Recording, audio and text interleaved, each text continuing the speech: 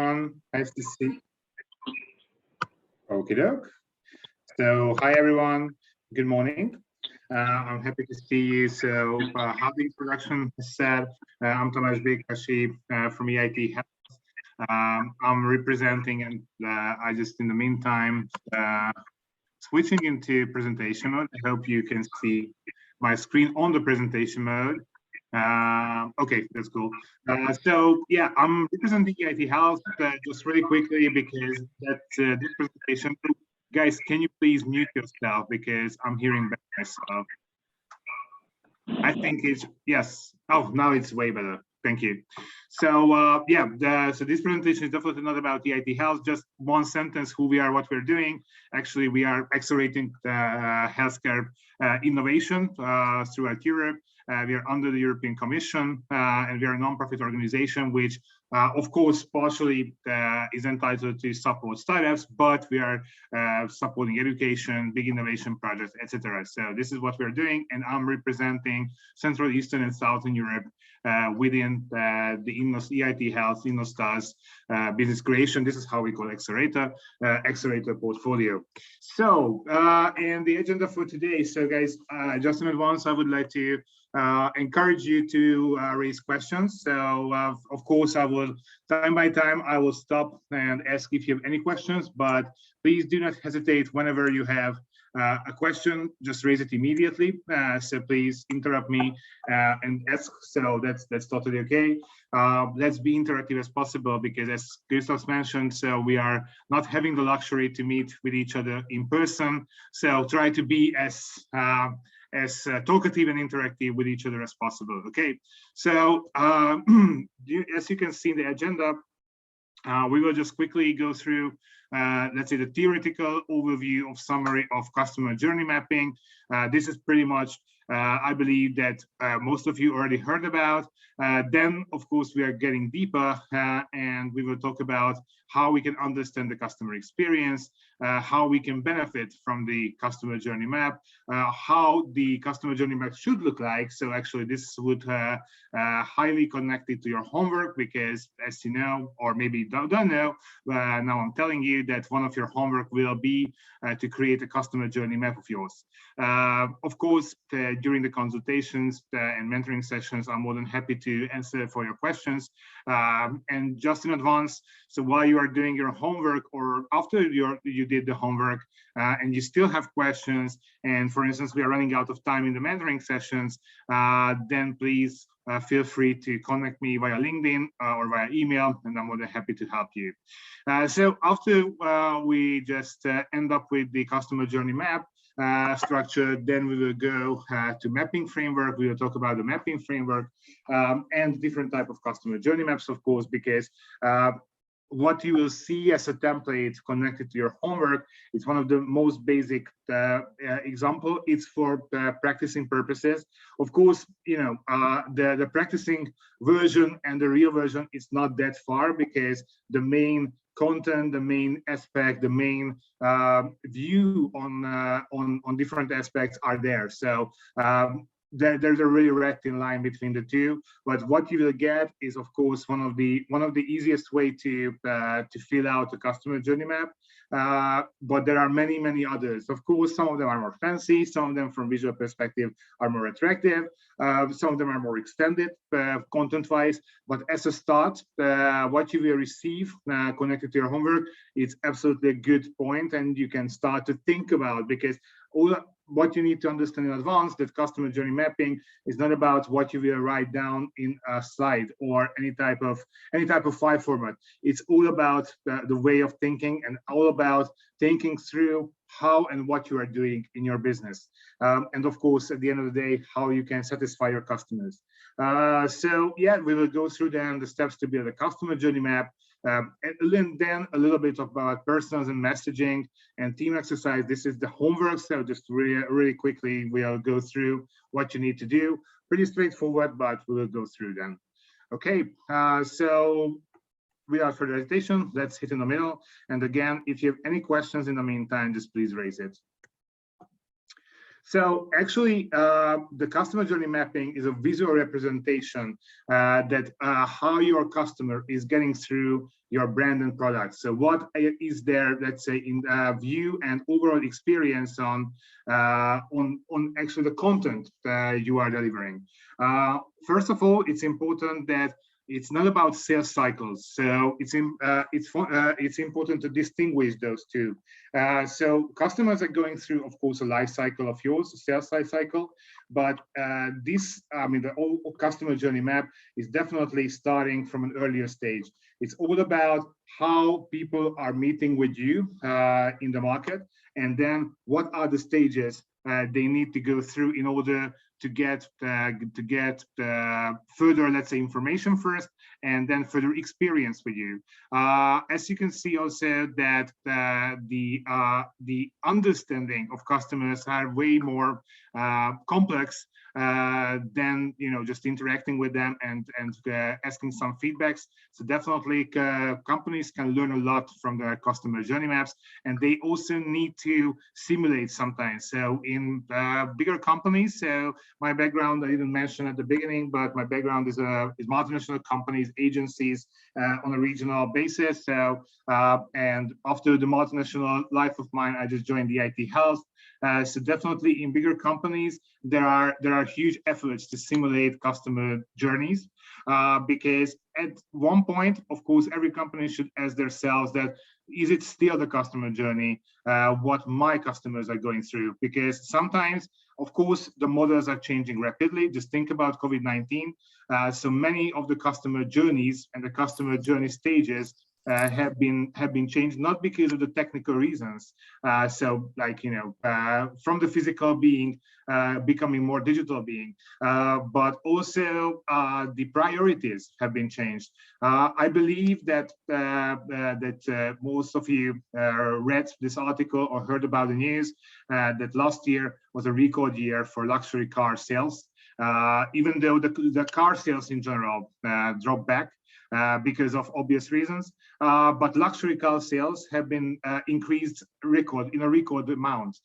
So that's definitely showing that one part of the customers, actually, if you think about or think with the head of a luxury car brand, their customers' behavior, their customers' openness have been changed. Therefore, their journey should be more intense.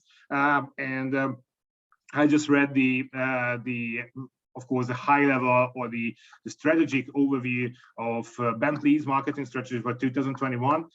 They dropped everything, so they actually try to make in between stages of their customer journey, and they try to bombard their customers as possible, because they realize that the competition have been tougher because everybody sensed the smell of the blood.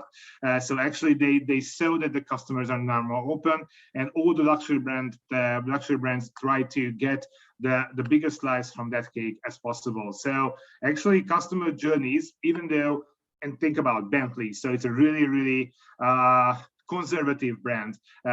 Most probably, I don't know in details, but most probably their customer journey didn't change a lot in the previous decades, because the behavior, of course, changed a little bit, but actually they can create extra value from their standard way of doing marketing and sales activities. But because of COVID-19, because of a dramatic change, they need to, I'm not saying restart, but at least they need to rethink and a little bit modify their customer journeys. So yes, that's something you time by time need to do. So there's the bad news that even though you are creating your customer journey map, you need to review it at least, my suggestion, on a yearly basis. But of course, it's up to how intense your market surrounding is. If it's a really dynamic market, of course, maybe you need to do it every year or quarterly. So that's that. But the main message here is that you need to review time by time. You need to revise time by time and modify if it's needed. So the different type of stages, of course, the customer experience we need to talk about. The first stage, what people and customers are getting through, is a discovery.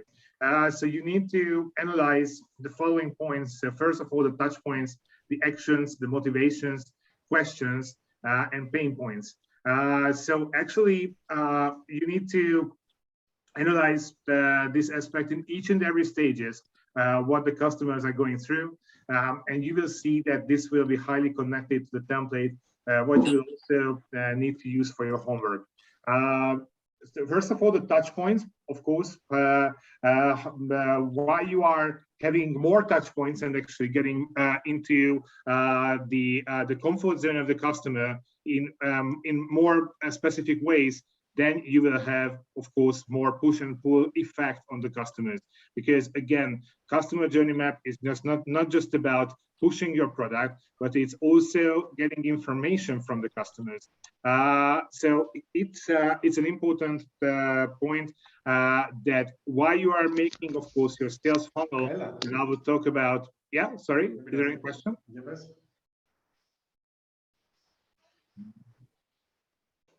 Okay, so maybe it wasn't.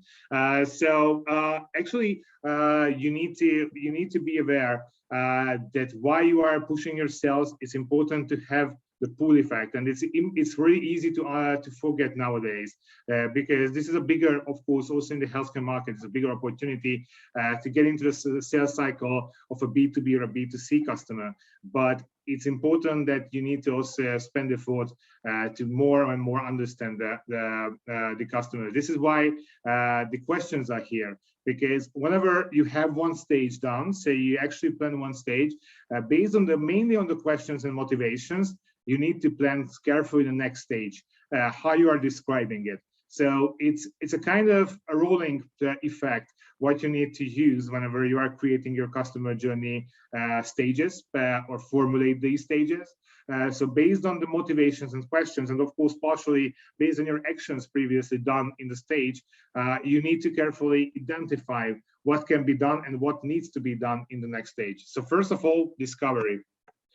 As you can see on each and every point, that on the motivation part, they should have actually the real personal motivation. And this is why this workshop is also containing the messaging and the personal level motivation part. Because even though we are talking about a B2B customer, you need to dig into the personal motivation. So whenever we are, and of course, most probably, so let's talk about a public hospital, you will talk with not just the professional management of the hospital and let's say the business management or operational management of the hospital, but at a certain point of time, you need to start to talk with procurement, and you need to understand their organizational motivation and the personal motivation. Of course, personal motivation can be really easy in these cases. So I need to, as a procurement member, I need to keep my job. So I need to make good decisions. Otherwise, if I'm making a bad job and select a vendor who is not that sufficient, I can lose my job. I would go for the safety options, and all these kind of things needs to be understood, and you need to act accordingly. So once you understood the personal motivation, you can build on it. And it's important that you should not just stop at the point that, okay, what the hospital management or the hospital itself would like to do or would like to have out of your service or product, because that's just not enough. You didn't differentiate yourself enough if you just stop there. So it's important that under the motivations, you need to understand the personal motivations as well. Okay, so the benefits of the customer journey map. So first of all, of course, you will have a visibility. So that's really easy, especially for an early stage startup, but also for scale ups and scale outs, to repeat the same practice where you are successful in. So especially if you have already sales, of course, you are pretty confident that what you are doing is good. And most probably you're right. But sometimes it happens, and of course, it's natural part of life, that while you are so concentrating on your sales, your product development, your representation, you are just forgetting to know why your business is working. So why your customers are really choosing you. Of course, there are the USPs. So I understood and understand, of course, nowadays still that there are some certain service or product element which can be really attractive towards the customers. But if you don't know what is the, let's say, common intention they are selecting you, then it's really close to Russian roulette. So you have now you found something. Maybe you found a precious sales channel. You can find and search and find good customers. Maybe they will be returning customers, hopefully, if you're doing your sales well. And of course, the customer care and the account management, they will come back to you and you will have constant and recurring sales. But for this, you also need to know what is their motivation, what is their background, how you can keep them. Besides that, you now have a trigger in your sales horizon. You need to understand that what are the drivers which you can which can be used to create new customers and actually keep the available ones. So first of all, visibility. It actually forces you to sit down with your team and discuss how your customer feels. And of course, it can happen. It wouldn't be a surprise. It happens a lot that you will reveal that many of the stages are not known by you. So actually, maybe whenever you are stand up from the table, you will have more questions than answers. But that's also a result. That's important that you need to find out the answer for those questions. But again, so visibility is actually making you or forcing you to make this exercise, and that's already a huge value. Then understanding and empowerment. I would link those 2 points. It's of course, it's quite obvious that it's important to understand why your customers again choose you, why they are making such decisions in different stages, which can be favorable for you or which can be a disadvantage for you.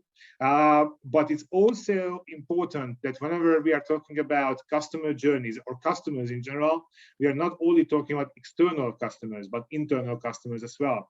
So the customer journey map would also contain, of course, it can be broken down to personas, but also it's important to see how your team is interacting with the external customers, and also how your internal team is getting through their life cycles. And of course, at a certain point of time, they are connecting to each other. And of course, there are many, many good sayings about how, so if you are making your team satisfied, then they are able to make your customers satisfied. So of course, it's a different dimension of customer journey map, but I would highly recommend that whenever you have, because yes, you should start with the external customers of yours, but if you have time, that's also a really nice team building exercise, actually, to sit down with your team and talk it through from the internal customers perspective, because then it can give you really nice hints to develop your organization further on. So yeah, actually empowerment. So that's again highly connected to making actually your team happy, satisfied, and then empowered to serve your customers. Agility and excellence. So again, what if you have the customer journey map in your hands, so you pretty much know how your customers are going through your cycles and stages, then you will be able to respond to changes, and you will be able to respond to changes in an organized way. So because unfortunately, if you are not using this, I mean, not that that practice just standalone, but if you are not using the organized response, then it will be based on your instincts. And sometimes instincts can cheat you, and of course, things can be more complex than just handled by instincts. So definitely the agility coming with the organized and structured way of thinking about your customers and customers move in your journey. Yes, so excellence, of course, is help you to identify the triggers which can generate returning customers and repeated sales for you. Okay, so here are the let's say the most important structural points. So first, the personas. As I mentioned to you, so of course, it can be, it's up to you how your business looks like actually, but it can be an overview of your customer's journey, but I don't really recommend that. So it's too high level in my view. If you're able to do that, but again, it's up to you how diversified your customer base is. It can be 2 or 3 type of personas, maybe 1. It's really rare, but it can happen. So actually, you need to do your customer journey map based on the different personas. of course, maybe 80% of your customer journey will be pretty different personas by personas, but the 20% or maybe just 10% would be the most interesting part on that. So it's easy to make, and sometimes, again, many repetitive parts are there, but it's important to see the difference based on the personas. Desired outcomes, so actually what you would like to achieve with the different customer journey map for different personas. So that's the main question here. Of course, this would come from your sales plan, and of course, it's vice versa. So while you are making the different stages-based customer journey mapping, you can also identify sales targets, and sales targets can also drive the different type of outcomes you would like to achieve by your customer journey, and the actions you would link to different stages of your customer journey. Because, guys, let me just jump to the end for just a sec.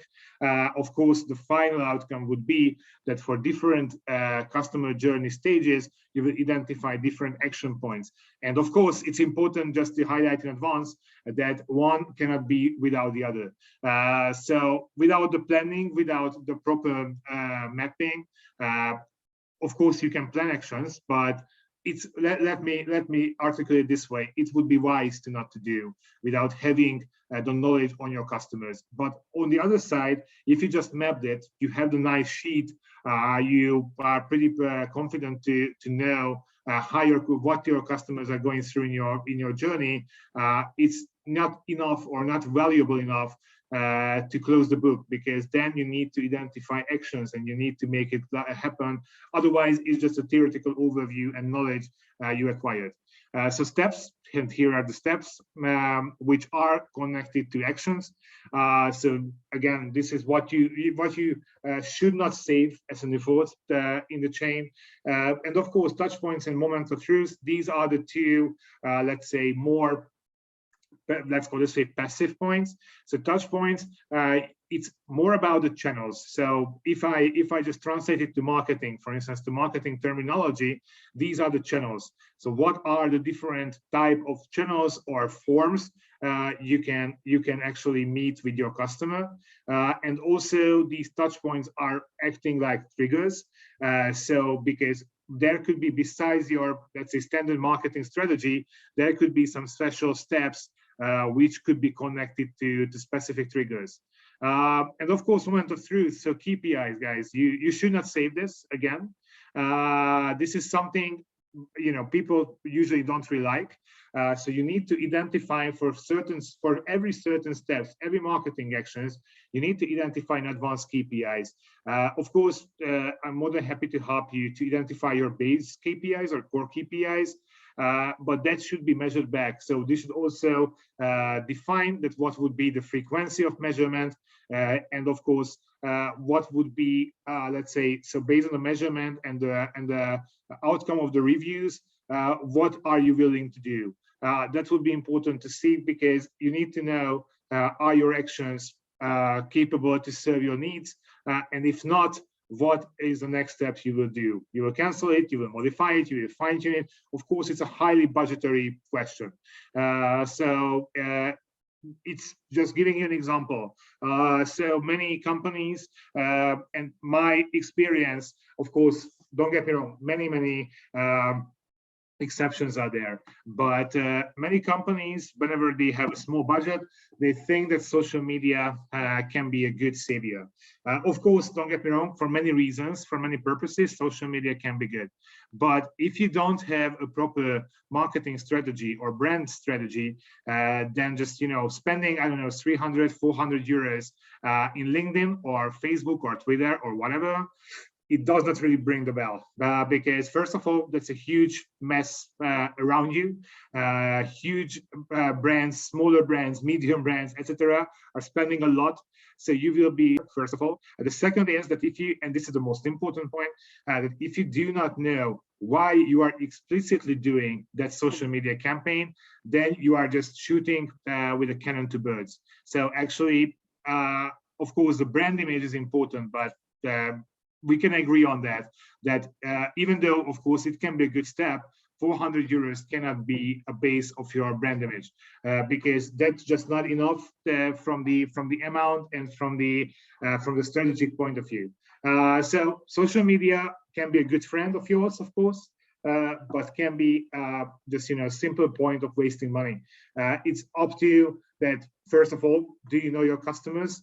Do you know what stages they are going through, where you can meet in a valuable way with them in the social media? What is the message at that touch point you want to deliver? So this is pretty much the logic. So actually, where, when, and what type of message you would like to bombard the customers with.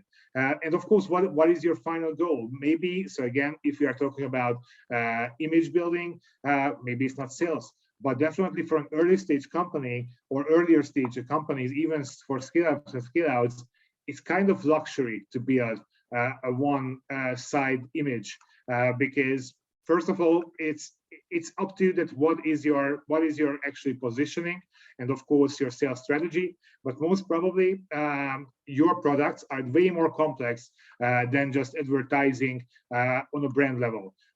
So you need to definitely, and of course, team by team, you have most probably different sales strategy and different ways of selling your products. But most probably, all of you somehow need to get into to the relation or your relation to your customers, B2B customers, for instance, and make them understand how your product is working. So yeah, a simple image campaign would be just necessary if you are really pushing something to the B2C customers, and you have a really simple product. Of course, again, can be an example for this, but it's quite rare. Okay, so mapping framework. But first of all, so we have 3 stages here. That's first the map, the analyze, and the present. So this is what you need to do actually together with your framework. But before you are starting, you need to first identify your mapping method and who would actually take part. So it's important to make your team involved, because that can be a really nice team, not just team building, but a little bit an exercise which is making the team much more comfortable with each other and understanding their standpoints. Because again, there's something which also pretty common in case of startups, and this is with the bookline terminology of startups, that one of the points or characteristics of startups that they have temporary organizational structure and hierarchy. So in most of the cases, there is no effort, energy, or possibility to build up the proper stages within the hierarchy. For this reason, of course, communication can be really misleading. Sometimes functions are not really understanding the pain points of the others. So actually, this kind of exercise to create the customer journey map together can be a really good melting point. So whenever you have the methodology, you have the team you would like to involve, then you can start to build your own map. Whenever you have the different stages and different values, of course, again, based on your KPIs, based on your methodology, you need to measure it back. So actually, you need to, of course, create plans and objectives to each stages, and then you need to measure it back. So that's important that based on your analysis, you also need to create a plan for changes, because most probably at the first time, whenever you have the first results, not based on your actions, but also your present activities, you will identify some fields to be changed. And whenever you have the first findings or the findings coming out instantly from your customer journey map, because that's really, I'm not saying common, but it happens a lot, that whenever a company created their own customer journey map, they realize that some of their current practices should be fine-tuned. So that can be also subject of the final stage, where you are presenting the findings, the customer journey map, and all other, let's say, future steps to the entire company. So that's important, that if you have the magic wand, you should not hide it. You should show it to your audience, to your internal customers, to your company, actually. Okay, so different type of guys. Let me just stop here. So do you have any questions so far?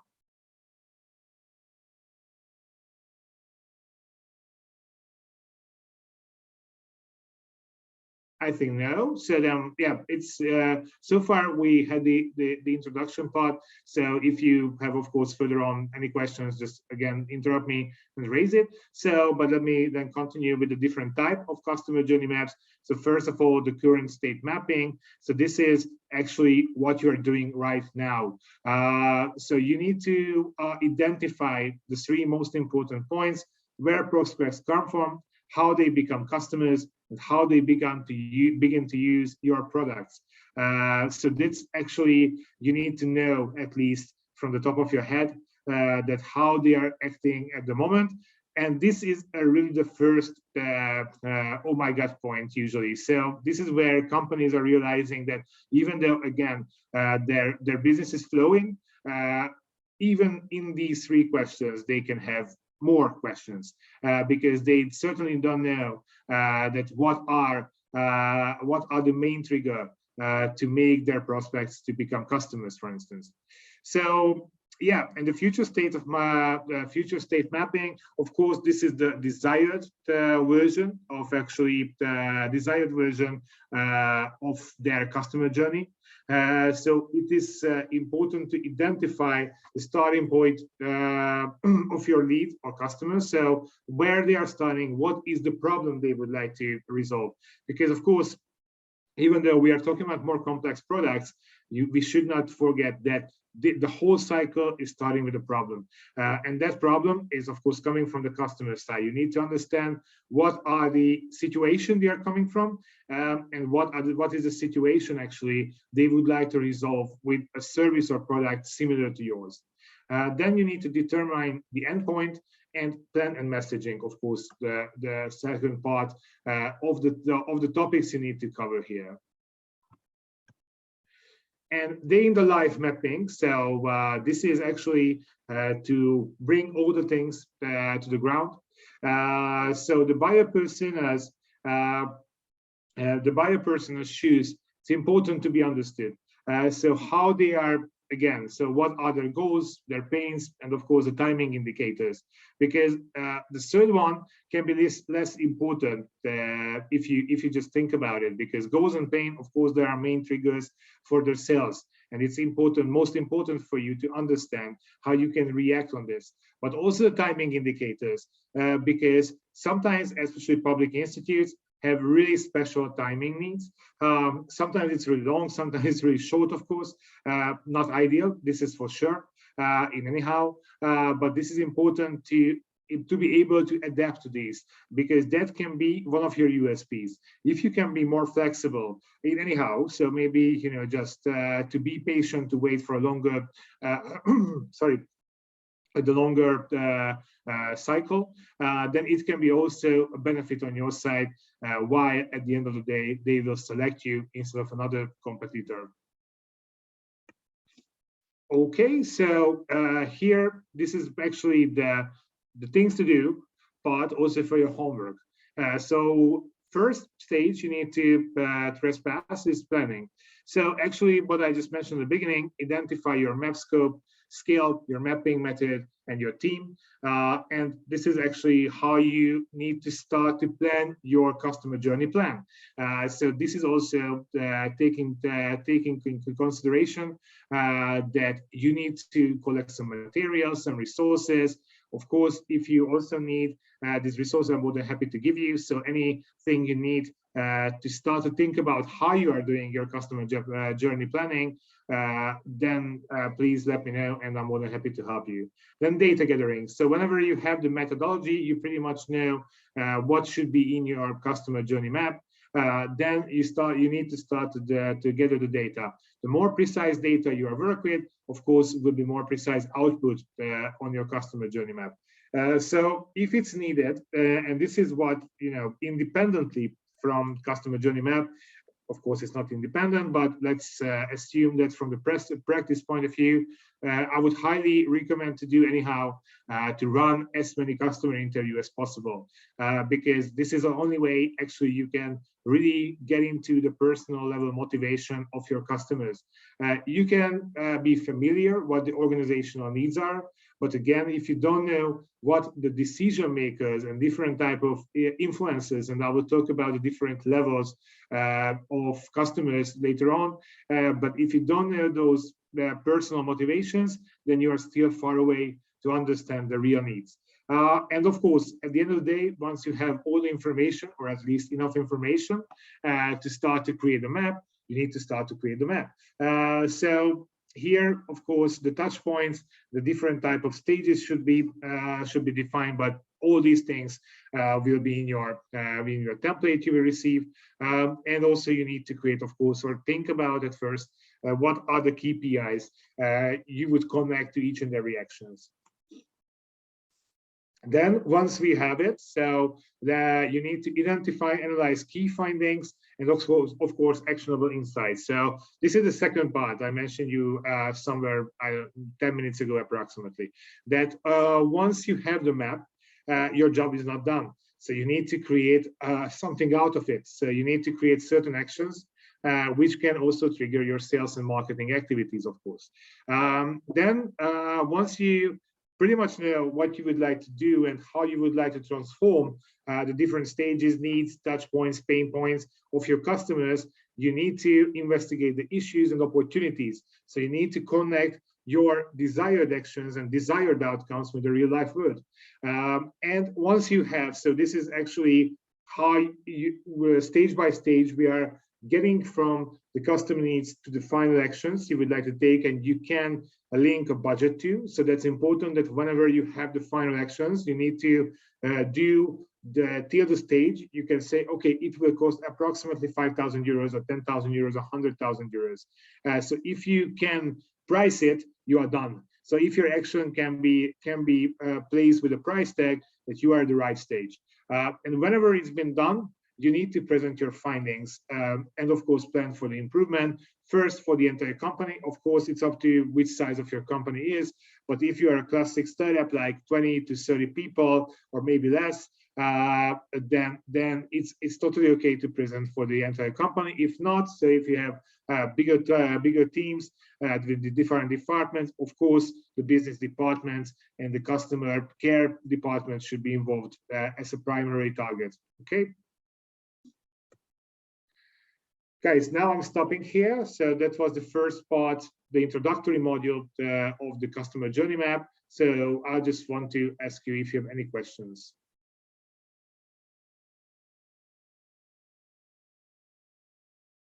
Or any requests, guys. So please also let me know if you want to hear, so regarding customer journey map, of course, you would like to know anything else which I'm presenting. Of course, it can be offline, so after the presentation, but we can talk it through here.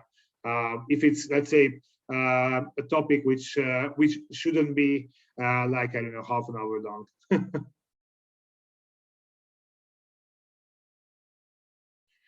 Okay, I see no questions. So before I'm losing my voice, I'm just continuing it. So actually, personal messaging is starting with a question: who is your customer? It's really important that as you can see on the right side, I will talk about the funnel itself as well, but for different stages of customer behavior, you need to profile them. So you need to know who are them, what are their influences actually they are feeding from, and also you need to make a distinguishment, especially in case of B2B, because in case of B2C, of course, we do have different type of classification. So it's like based on their ages, the wealth groups, and different physical and geographical conditions. Of course, they can be grouped. But in case of B2B, it's far way complex because just for the main ones, we can distinguish here purchasers, users, decision makers, influencers, and enablers. Of course, part of them can be translated into the B2C world as well. But again, in case of B2C world, you need to, so the good news, it's quite good news, even though B2C market has its own characteristics, like it's an atomized market. It's really hard to stand out from the crowd, etc. So I can continue the list. But on the B2C side, you need to understand the main trends and the main influences what customers are having. Just giving an example. So if you are a digital health company serving B2C market, then kind of good news that your reputation, so actually your application store reputation would 75-76% decide that people will download your application and start to use your application or not. This is actually statistics from 2021. Almost the US market and the European market is pretty much close to each other. So the reputation, the reviews, and actually the position in your app store would almost entirely decide people will work or use your application or not. Of course, it can give you a kind of relief that you should think in 1-2 directions at the same time, but it can be also a huge headache, because if you see, again, just giving the example of digital health solutions in a certain topic, how much digital health application you can find in App Store, then it can be a nightmare as well on the other side. So at the end of the day, defining the customers, we can have answers for when, why, how do they like to purchase, interact, or to be supported. Because again, the main receipt here is the same. You need to be at the right time, the right place, and talk to the right people. So that's pretty much actually which will decide your sales success.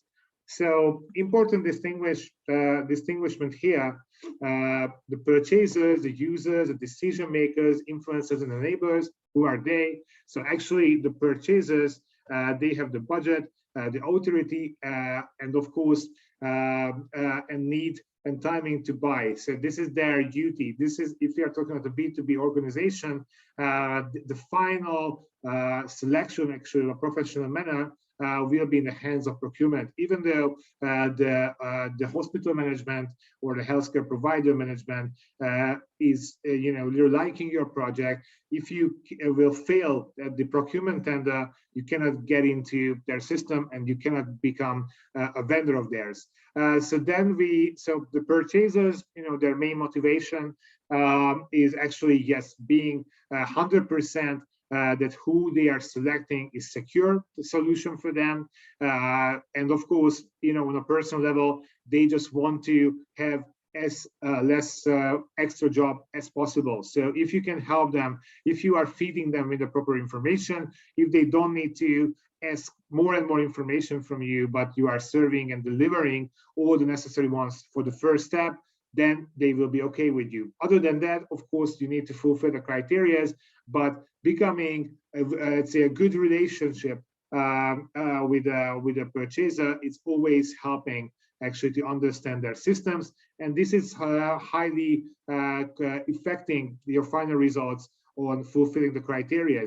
So you should be familiar their procurement customs and procurement characteristics. And for this reason, you need to be familiar and having a good relationship with the procurement department or the decision makers there.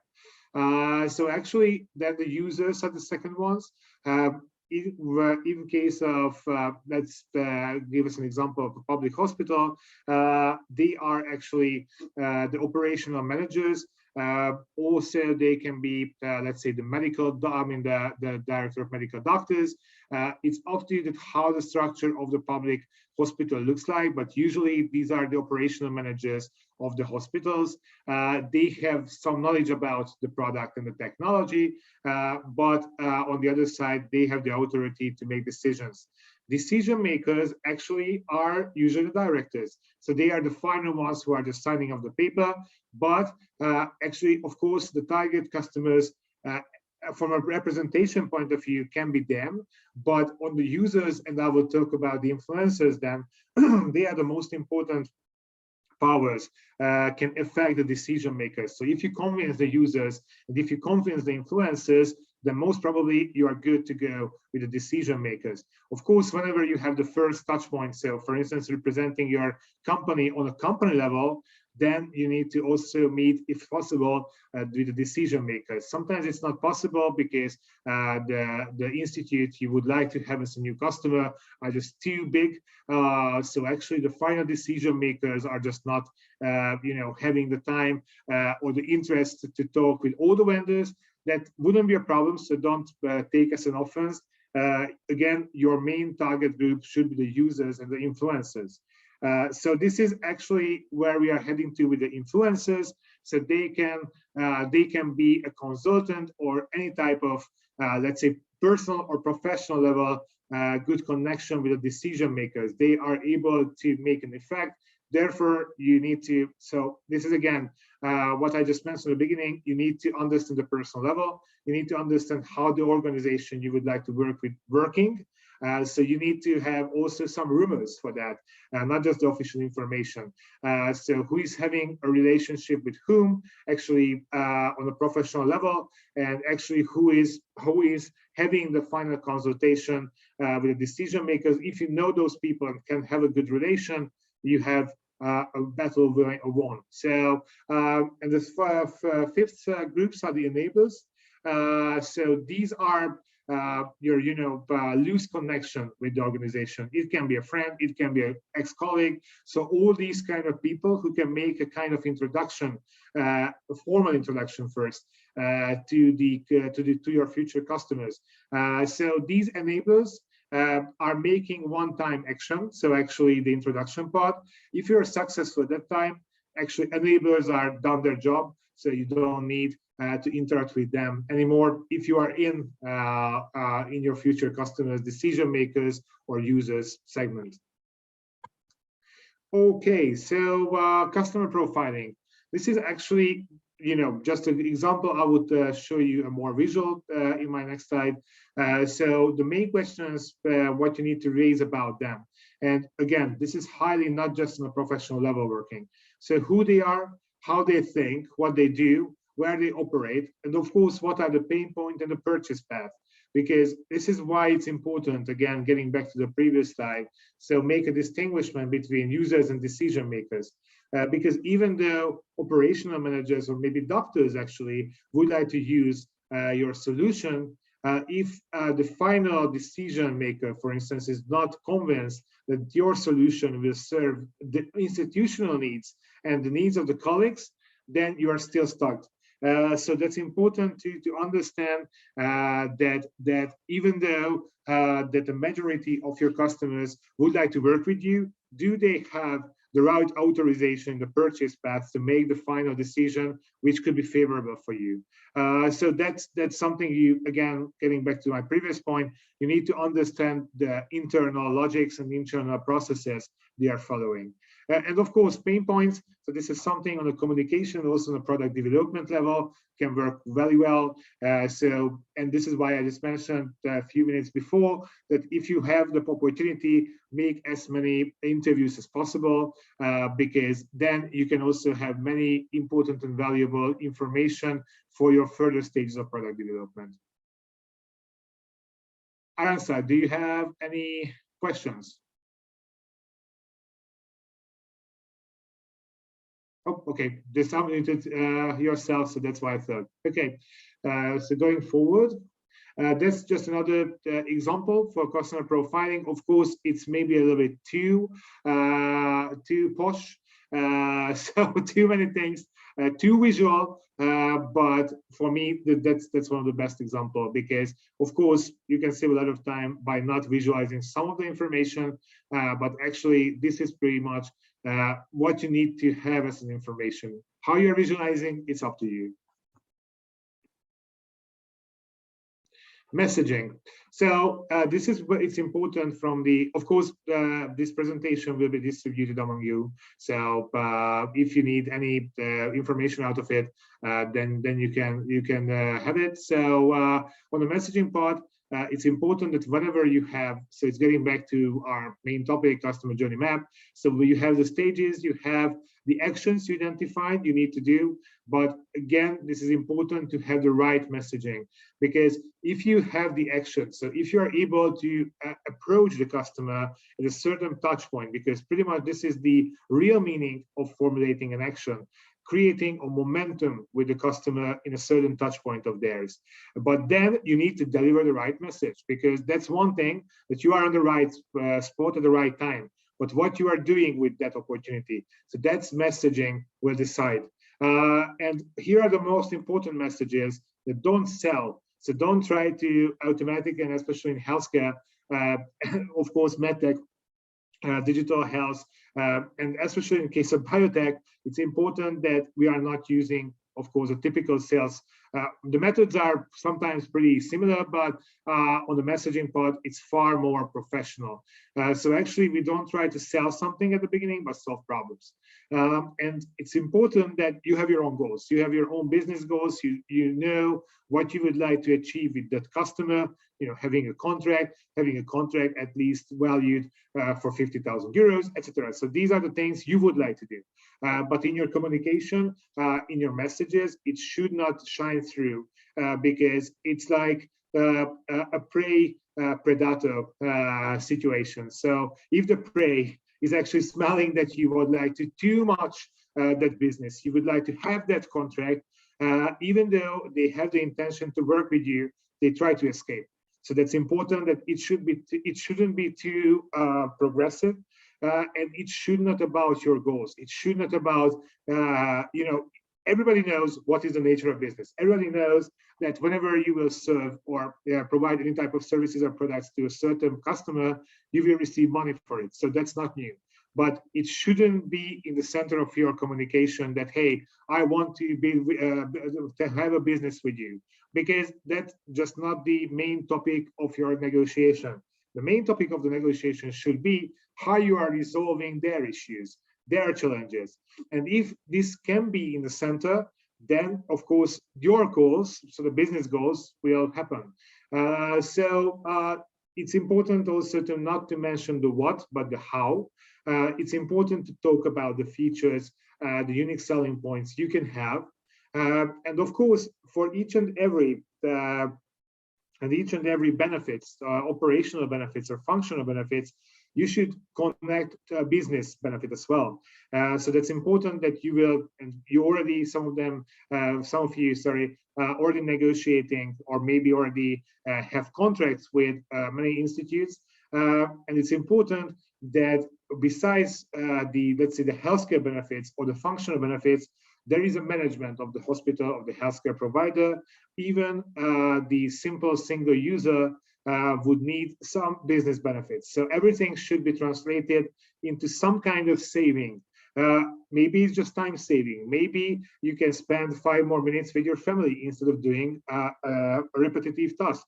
Maybe that's your benefit towards the customer.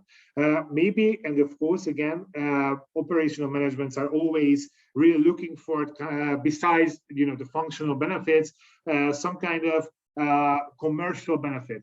And even though you cannot say that my solution will be, because maybe you will introduce something new which is not existing at the moment. So you cannot say that my solution will be cheaper than the one you are currently using.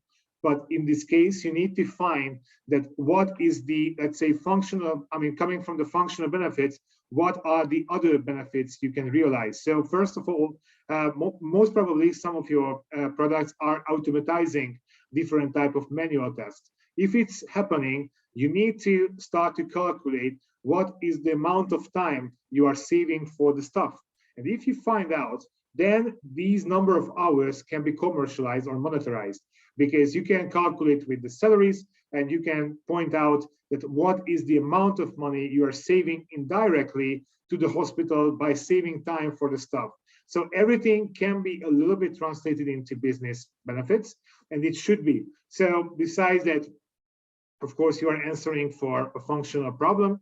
Besides that, you need to also create a buzz around you on the financial or commercial benefits. And of course, the proposition of value should be clearly summarized and should be clearly pointed out. So that's important that all these kind of, let's say, value creation should be clearly listed out as a kind of executive summary at the end. Okay. Yes, so just apply to the sales potential. So some of you, of course, already done. Some of you made a lot by pilot, but maybe some of you will be ahead of a pilot. So actually, of course, this can really help you to create the first customer touch points and also create your first sales. So first of all, but again, so pilots can be a really nice trigger for your sales, but also can be a kind of trap to lose money. So it's important to keep some rules. So first of all, what I would propose to always use a fixed timeline. So actually, you can give as many as want. So 1 month, 2 months, quarter.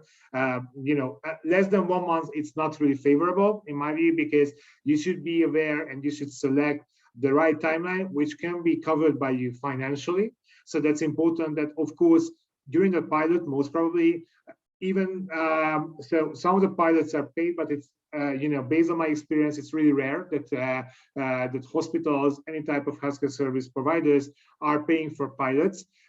This is a kind of deal that you are using them as a reference, but they can also test your product. But even if they are paying for something for you, most of the cases, it's still getting into a negative balance. So that's something you need to cover financially. So you need to think it first of all this. The other, of course, the opposite part. What is the minimum timeline or minimum duration the customers can have a real life experience with your solution? Because if you are giving them for 1 month, but the real results are just created after 3 months, then it's not really making sense to shorten the trial period. So that's important to somehow find the right balance between financial objectives and future sales objectives. Unclear ROI, so that's important to manage expectations. So you need to be really clear with your future customers, your pilot partner, what is the result you will both see whenever you are deciding, was it a successful pilot, was it a successful implementation of your solution or not? Because if the two parties are seeing different numbers and different values, then there will be no acceptation of results anyhow. So, and it's important to make this agreement in advance, so to be on the same platform. Then the budget constraints. Of course, it's important. I mentioned to you at the beginning, it can be a trap as well. So you need to be confident that you can cover the financial needs of the pilot period. And you only need to take as many you can. So if you are not able to cover a quota, of course, even though you see that it would be the most valuable for the customer and for future perspectives, but then you need to, of course, take a lower amount of time for the pilot period. And feature restrictions, so that can be also a way ahead. You can also use as a scenario that if the pilot period ends, then some of the features are just not available for the customers. So that can be a kind of freemium model. You can also use, it's up to you that which way you are choosing to go ahead with your pilot. Recommended metrics. So this is mostly applied to digital health solutions. Some of the examples, so first of all, how many people logged in during the pilot? How many active users did you have? How many value-add activities did those folks perform? How can you translate these figures into actual value for the campaign? How many new leads did you generate over the pilot? So these are your internal ones, of course. What is the estimated close rate and the overall contract value? Cost savings over what the client was using before for your solutions, and time savings that translate into even greater value. So this is actually the last point I just mentioned you before.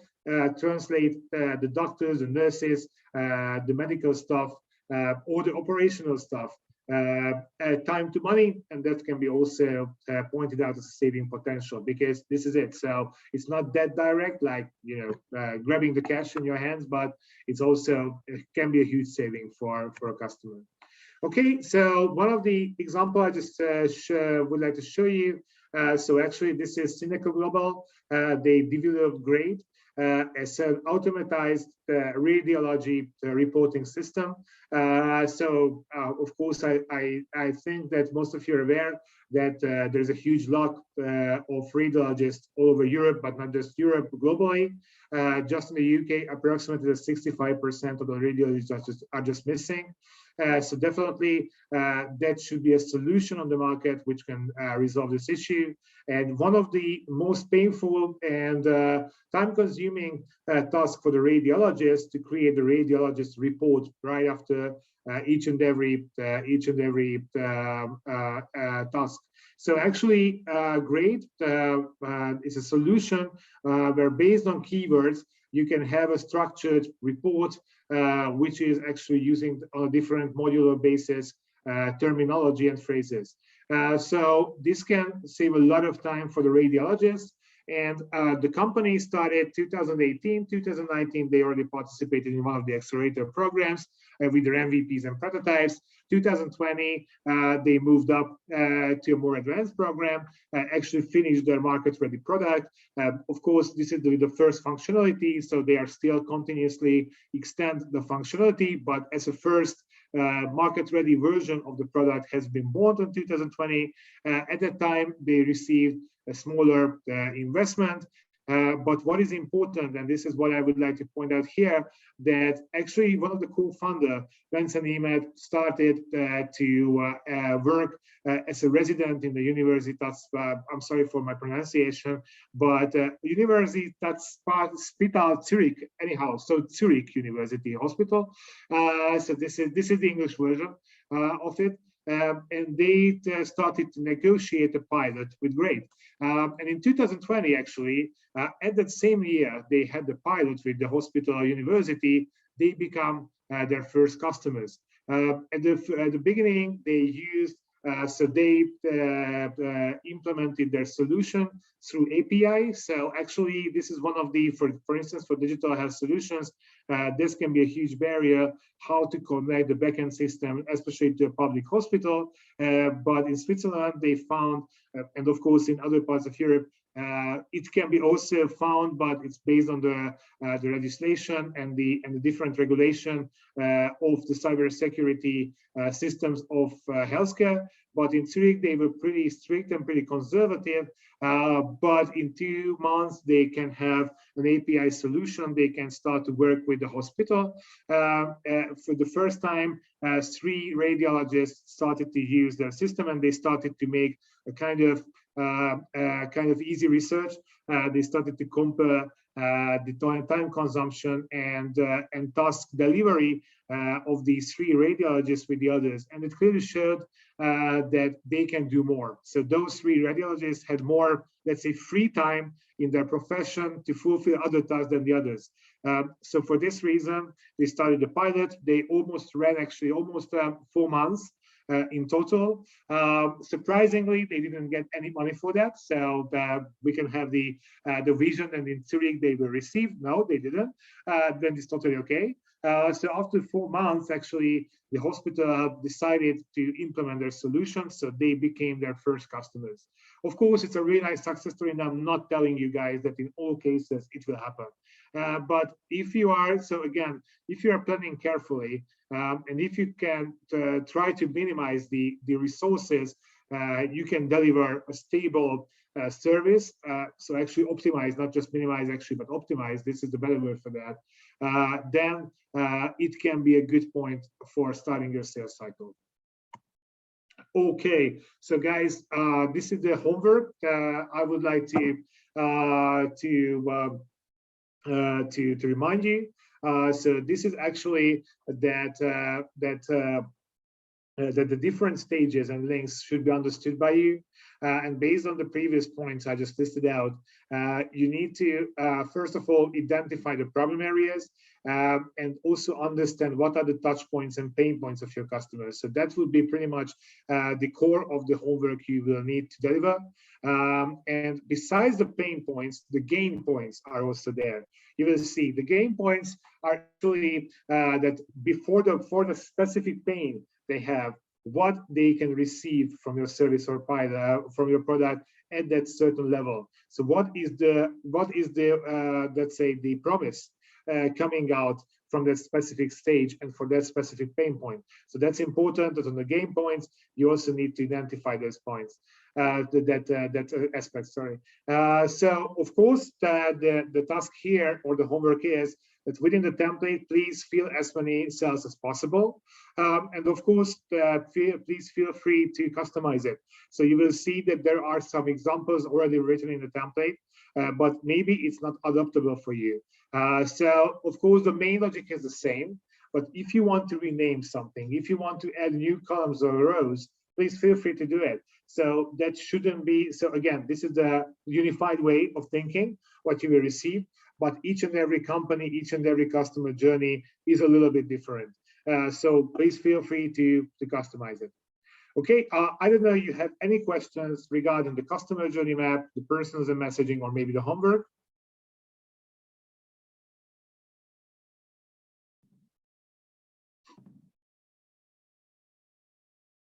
So for sure, teams, don't be shy. If you have any questions or somebody didn't understand the homework till the end. And of course, guys, if you have anything you would like to still have information on regarding customer journey map, also let me know, please. Maybe some of the teams already have some experience with customer journey. Maybe someone of us can share the experience.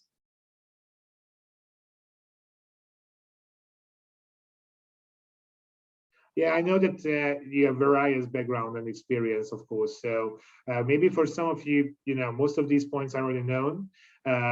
Maybe all of you, I don't know. I hope that I can tell you some new things. But again, if you need further additional information or something as an aspect I didn't mention here, just let me know. We can talk about it now or later on as well. Well, the only thing, if I may, to share is, and I agree with you, is that we need to run away from pilots. So our experience there is always negative, of course. Even if the hospital can pay you something, but in the end, the effort that you make and sometimes the tailor that you need to do also, that is not taken in account, and that will lead you to a very investment side. Or of course you take it as an investment and you go because you know it's an investment and then you are putting money there.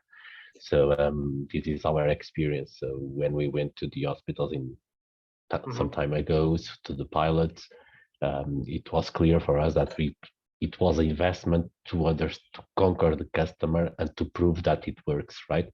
Yes. Because we went also to a process, we went to certify, to make certification of our platform as a medical device and so on. So this lead us to this way, but it's an investment and a huge investment always.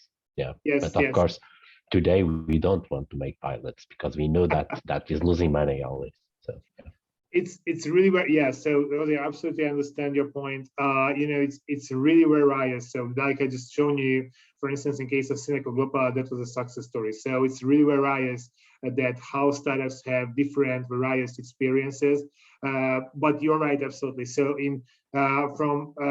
I'm a quite realistic / pessimistic thinker. So usually I'm thinking in a worst case scenario and wants to be surprised. And the good news is that sometimes there is a surprise, and I can tell you many good stories about the positive surprises. So actually startups getting into the pilot as an investment, and at the end they really realized valuable customers for the future.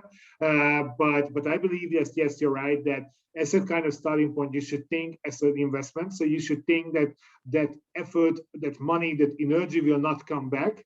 Of course, in many cases, it will come back, but you should count with the worst case scenario, especially in case of financial perspective.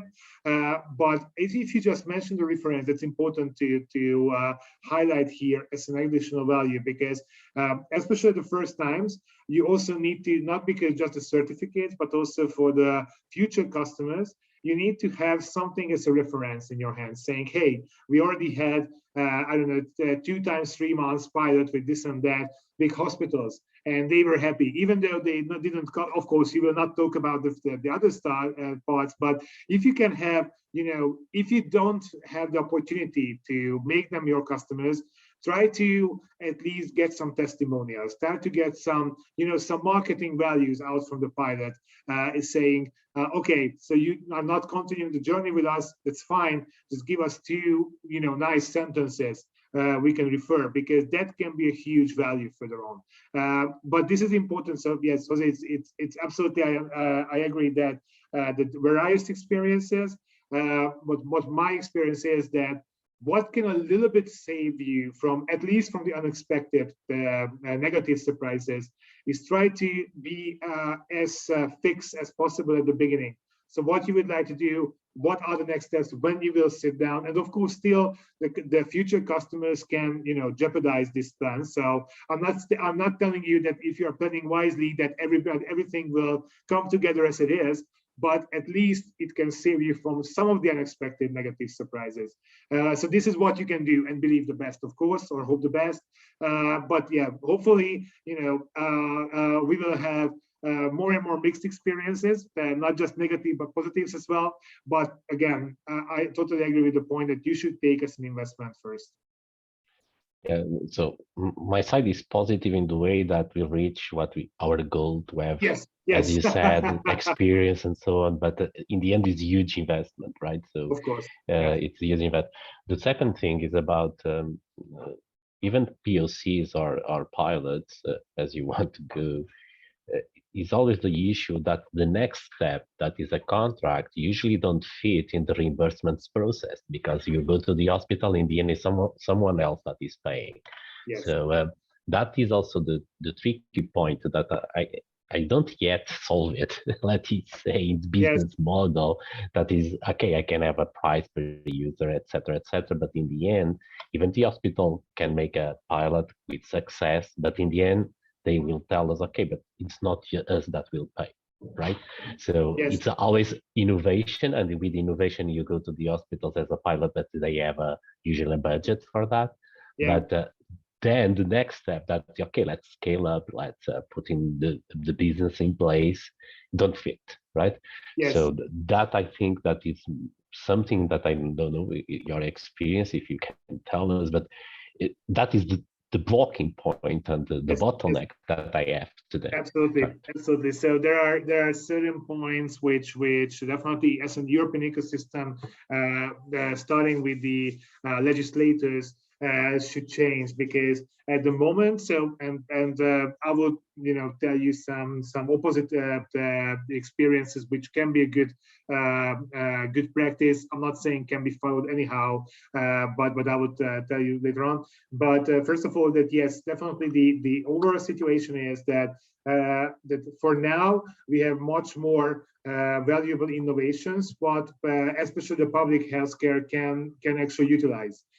So there are certain amounts of really promising innovations, trusted innovations, proven innovations, and years are just passing by, and they cannot start to use it because of the reasons you mentioned. So there are many legal, cybersecurity, and of course reimbursement-based issues that can happen. So from my perspective and my experience, I have a kind of dual experience. One is that whoever is able to do, I should truly propose or recommend to choose the private hospitals or the private healthcare providers, because even though sometimes they are harder to negotiate with, from the decision and from the reimbursement perspective, they are much more free than the public hospitals. So that's easier to work with them. And sometimes, and this is why I really highlighted and searched out how important it is that you are not just bringing professional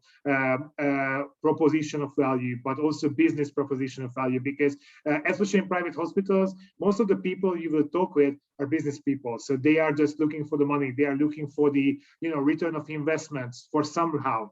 And of course, you will medical director, all these kind of people will be there, but actually the final decision would be made by business people. In case of public health, definitely, in many cases, you don't have other choice just to go to the public hospitals, because your product has a nature which can be only, for oncology, for instance, oncology solutions. You don't have the choice to go to the private hospitals. You only have the choice to go to the public hospitals. My experience is that you can get into the reimbursement system, but it's really up to which is your country to be selected for your beachhead market. I have the experience that in the Baltic states, so Latvia, Lithuania, Estonia, is faster than the others. Sometimes, even in the western part of Europe, to actually enroll new solutions to the reimbursement systems. Just recently, one of our alumni, Vigo Health, became the first digital stroke recovery solution reimbursed by the public health system. It took around 1.5 years for them to get into the reimbursement system. So what I'm saying, guys, it's not impossible, but you need to be prepared that somehow you need to finance yourself during this period to become a player of reimbursement system. And of course, from that point, it's a huge opportunity. You can approach then the public hospitals. It's a huge market. So then it's a really nice thing to do. Actually, what Vigo Health did, and I believe it's quite common, and not just believe, but know that it's quite common, that of course they received investment, but they also applied and took part in different type of European or local accelerator programs. They received funds, and they can survive by these funds. And of course, they can develop their product, they can did their way towards a sales cycle, so they can build up their business actually in the meantime. So that's important to at least, have this overview that you need to wait. So you start the process, you are hard on the process, so it's not like waiting for 1.5 years, but actually pushing progressively during the 1.5 years periodically. But it takes time, and you need to be covered financially. So that's pretty much my advice. And whenever you can, go to the private hospitals. Yeah, thank you. Another thing, if I may, is Sure. because one thing that I see is that one suggestion, of course, it's I talk about this in several meetings. There's no database how the system works in each country. We are in the EU, but it's each country different, right? Yes. So for innovative companies as Oatcare or others that are here in the system, in the project, they don't know how act in Spain or how act in Latvia or in Germany, right?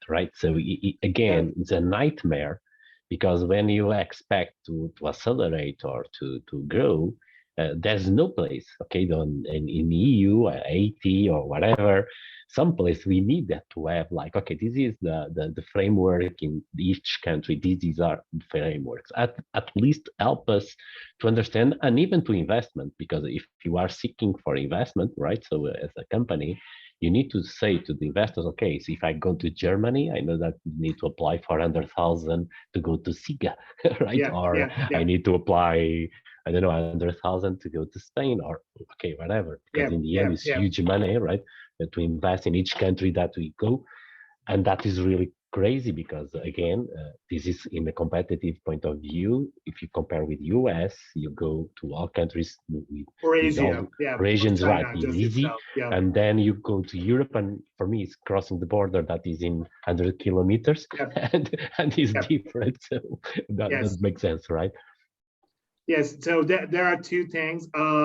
Maybe just recently, I think yesterday it has been published that by the Brexit, China actually overgrown the GDP of the EU recently, and this was, because of the Brexit, of course, and because the other part is the huge Chinese market, so the homogeneous Chinese market. And there are two things. So one is that definitely, so this is why I started my point that legislators, I mean, on the EU level, on the local level, so national level, should start to think differently, because sometimes what we feel is actually a mercantilism procedure per each nation. So there is, I'm not saying always intentional, but of course every nation should or tries to, not should, but tries to protect its own market.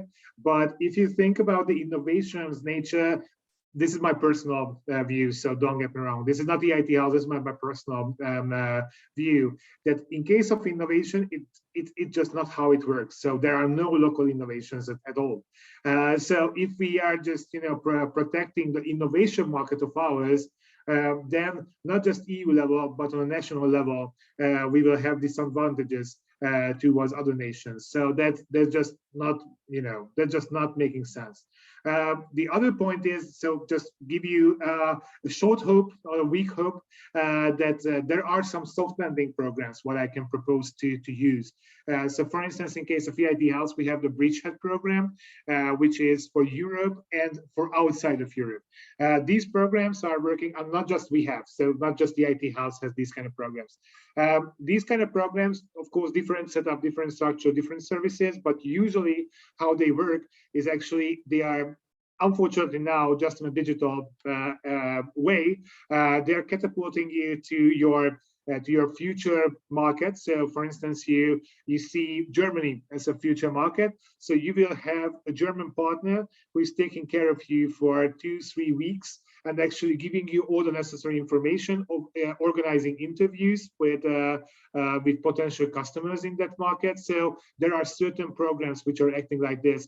And also they are giving you a nice overview, what you need to know about the basics of legislation, how you can open a company there, what are the main things you need to be aware, how the reimbursement system works. So these kind of things are in. Of course, this is working also outside of Europe. So again, also we have the Bridgehead Global, which is for Asia, US, Canada, Japan, and also for North Korea. So actually, these countries are pretty much well mapped. Of course, I'm not saying that these programs are 110% covering all of your needs whenever you need to go to a foreign market, but at least giving you the necessary information to know the main differences between your market and your future market. So that can be a solution in a short term. I hope that, yes, later on, even though we have a huge history in Europe, how not to be homogeneous. So maybe it's a challenge we never ever can pass, but hopefully we can at least fine tune that it will be a much more open market to each other. Yeah, the point is that the financial sector is doing it, right? Today, for instance, Santander adopt now the strategy this year that everything is equal in all Europe. So the same credit card, the same level of loans and so on. So it's like it's putting everything into place in order that there's no gap between the countries, right? When you look to the healthcare sector, is so much money, right? There's big money there. So and suddenly it's so protective, and each country is protecting itself. That is about patient data location. It's about, and in the end, the amount that you need to invest is much higher than you think in the beginning, right? So that for me is the tricky point that I'm seeing the trend, right? And the trend is to be more national, all the countries, and protecting the data and so on. So it's like the opposite that we want in Europe, right? So No, in my translation, this so again, this is my personal view again. So in case of that's a really good example of the financial sector, the bank sector. So my point is that whenever there is a common will and the main parties who are involved in a certain process can make their compromise and find mutual agreements on advantages, things can happen. So the things can go badly. This is what we see, I believe, in a healthcare when non-local, national governments can really work with their healthcare system. So they don't really know what they should do with their healthcare system. Like I'm Hungarian. In Hungary now, even though it's been not said, the government is more and more, and governmental bodies, let's say, are investing more and more in private hospitals. So private hospitals are just growing day by day in Hungary. They have really nice services. Of course, everything is really nice and shiny, but this is in the meantime, the public healthcare is still maintained, but there is a kind of unspoken message that if you have some money, go to the private hospital. So that's pretty much the message. So this is now where government or governmental parties started to think about something, the healthcare. Otherwise, it's just pain in the ass for them.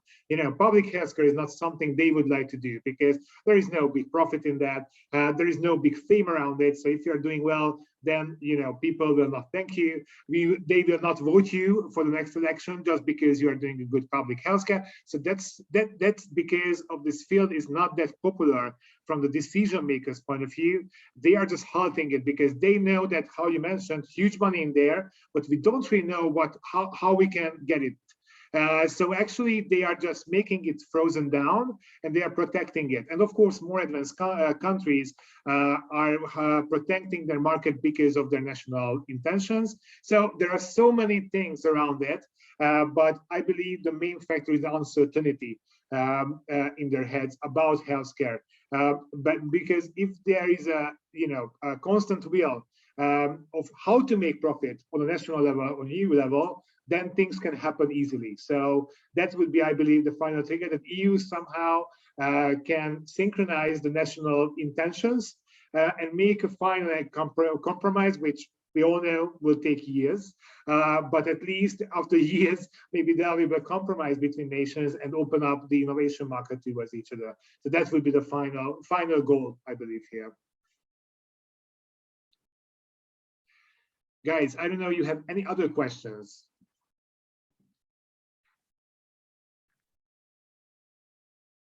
For me, no, thank you. Thank you, Jose. Thank you for your questions and recommendations. Thank you for that.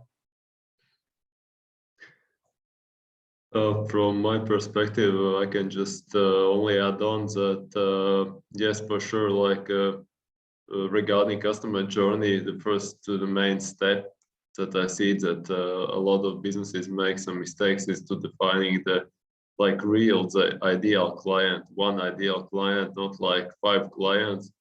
And then it's like basically like Google. Okay, Google is big. They can go after like 5 client segments. But as startups, I guess it's the main thing is focus. Yes, absolutely, absolutely, and yes, I totally agree with that. And again, just a final message. So understand most of their motivations. So know them as possible. So they are human breathing livings. You should not stop at the organizational level of understanding the motivation. So that's pretty much I believe one of the most important essences. Guys, thank you for coming today. If you have any questions or if you need any inputs from my side, again, please feel free to contact me via LinkedIn or via Justina or Kristaps. Please fill out your homework. And again, if you stuck somewhere, this is the same receipt. Please let me know, and I'm more than happy to help you. Thank you very much, Tamas. Thank you so much, Tamas. For the rest of the teams, the recording will be put in the drive, and I will let you know once it's there. We will update you on the template for the homework, and we'll answer any of your questions that you might have. Thanks again, and see you in the next one. Thank you, guys. Have a nice day. Bye-bye. Bye-bye. Have a good day. Reserve, Bye. and reserve Thank spot you. in the individual sessions. Thank you. Yes. Thank yes, you. please Bye-bye. do that. Thank you. Bye.